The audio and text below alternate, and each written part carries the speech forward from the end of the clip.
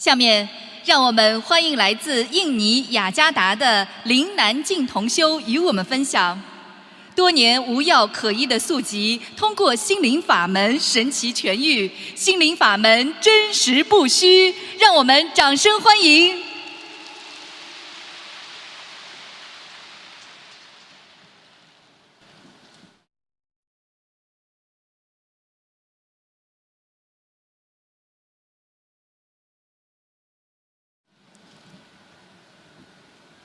感恩南无大慈大悲救苦救难广大力感观世音菩萨摩诃萨，感恩十方三世诸佛菩萨及龙天护法菩萨，感恩慈悲的卢金红台长，感恩度我、帮助指示我及支持我的师兄们。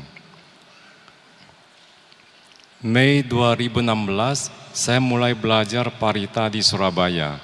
Setelah bulan 6 baru mulai mencoba membaca Xiao Fangzi.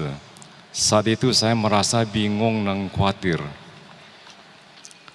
Dikarenakan mimpi banyak penagih hutang.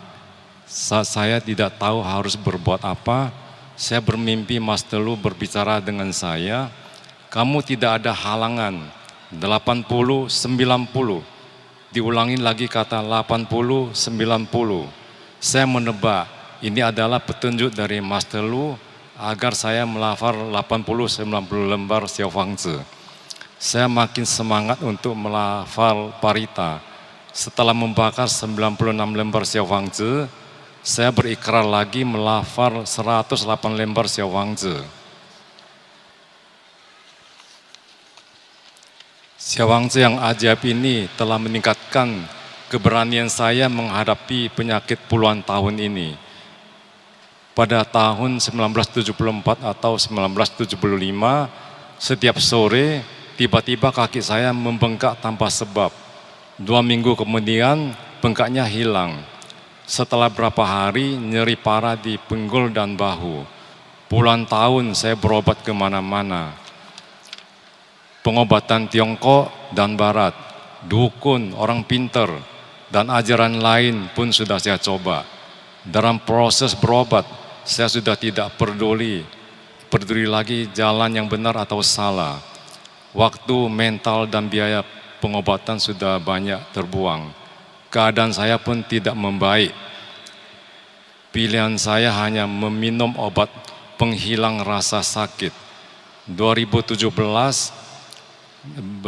bulan Februari tanggal 18, saya mengikuti seminar Mas Telu di Singapura. Pulang dari sana, saya jadi lebih rajin melafal parita dan Xiao Fangzi.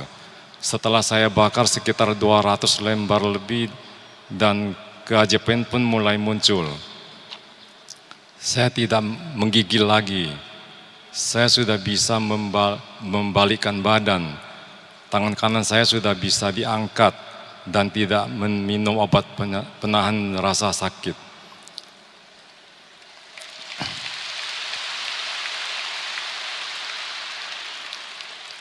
Sudah tidak bermimpi bertarung dan ditindih makhluk halus, tidur pun sudah baik. Sekarang sering bermimpi indah, bibir pun melafalkan parita, papico atau singjing. Sebenarnya masih belum sembuh total. Saat itu saya masih belum mampu mengepal tangan dan menjongkok. Mungkin ini hasil karma buruk saya, atau saya kurang tekun dalam belajar Dharma. Sebelum memasang altar di rumah, saya pernah memohon kepada Kuan Yin Pusa, karena sekarang saya tidak bisa bersurut. Tapi suatu hari saya ingin bersembah surut pada Kuan Yin Pusa. Mohon Kuan Yin Pusa memberkati saya. Maret 2017, saya pindah ke Jakarta. Setelah berapa hari saya memasang altar di rumah.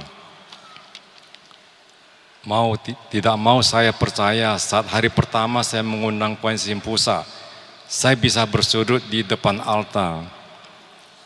Membuat saya lebih percaya diri dengan tulus memohon kepada Buddha dan melafal parita. Saya menyesal semua karma buruk yang pernah saya lakukan di masa lalu. Saya berikrar mulai saat ini, saya tidak lagi melakukan karma buruk yang baru. Benar-benar penuh sukacita. Dupa yang saya bakar melingkar indah, bahkan sering bermimpi Mas Telu. Terima kasih kepada Kuan Yin Pusat yang maha belas kasih dan maha penolong. Terima kasih Mas Telu. Sekarang saya bisa mengangkat tangan, bisa mengangkat benda. Meskipun jari saya masih kaku, namun saya sedikit demi sedikit mulai bisa mengepal. Berat badan pun mulai normal. Malamnya saya dengar siaran Paiva Vova. Saya memahami bahwa vegetarian itu sedang melatih welas asih kita. Saya mulai mewelas asih terhadap kesehatan saya terlebih dahulu. Jika kita tidak bisa mewelas asih kita sendiri, bagaimana mewelas asih terhadap makhluk hidup yang lain?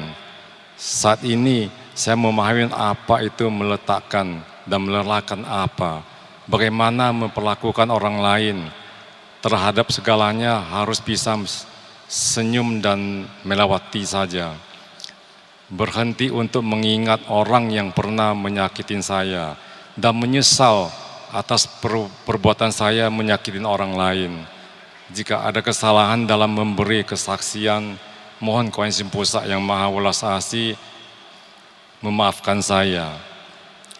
2015 awal saya kena penyakit hyper.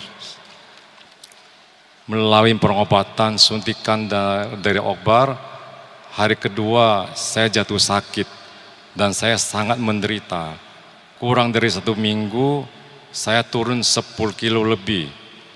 Hari demi hari kesehatan saya semakin menurun. Badan saya menggigil, kulit sensitif pun gatal. Tangan saya tidak bisa diangkat. Tangan tidak mampu mengepal. Bagian tubuh ke bawah saya kesakitan hingga tidak bisa menjongkok. Tulang punggung saya nyeri hingga tidak mampu membalikkan badan. Ini hasil karma buruk saya. Di saat masih muda saya telah banyak membunuh makhluk hidup dan banyak melanggar sila. Namun lebih baik hasil karma buruk berbuah saat ini daripada di kehidupan yang akan datang. Terima kasih Kuan Yin Pusat. Terima kasih Mas Telu. Sini Hua Men telah berubah pandangan hidup saya. Saya menyadari jika saya tidak mengalami penyakit krisis ini, mungkin saya masih tenggelam di dalam keduniawian. Saya sadar kembali akibat jarang sembahyang, mencari pertolongan Buddha Satwa di saat masa sulit saja. Jika tahu akan seperti ini, mengapa dulu masih begitu? Walau kehidupan manusia ini itu singkat, hal dunia yang tidak kekal, buat apa masih serakah, dengki, kebodohan, sombong dan curiga. Maka sekarang saya bertobat. 2015 dan 2016 adalah masa paling sulit saya karena sedang sakit. Saya pun tidak punya tenaga melanjutkan pekerjaan lagi. Sebagian besar tabunganku telah habis di biaya pengobatan dan pengeluaran harian. Tiap bulannya saya harus bayar iuran per apartemen yang tidak laku-laku. Sebelum melafar Cunti Senco, saya mengeluh kepada Kuan Yin Pusat atas kondisi keuangan saya. Pada Agustus 2016 ada yang memberikan deposit apartemen dikarenakan pembeli ingin mengajukan kredit ke bank. Notarisnya sangat jeli. Pihak pemerintah ingin memeriksa surat penting. Petugas pajak juga ingin memeriksa harga bangunan. Desember 2016 saya sudah tidak mampu membayar iuran bulanan apartemenku. Dan akhirnya pada 2017 transaksi jual beli berhasil. Awalnya saya bukan tipe orang yang mudah menyerah. Namun saat saya berterima kasih kepada Kuan Yin Pusat, saya menangis dan terharu. Kuan Yin Pusat telah mengabulkan permohonan saya. Saya akan tepatin janji saya, melepaskan makhluk hidup dan memberikan kesaksian.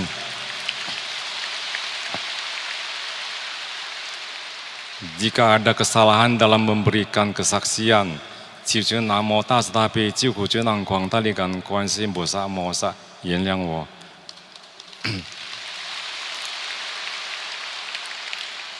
Kan Namo Tas Tapi Ciu Ku Nang Kuang Tali Gan Kuan Yin Pusat Mosa.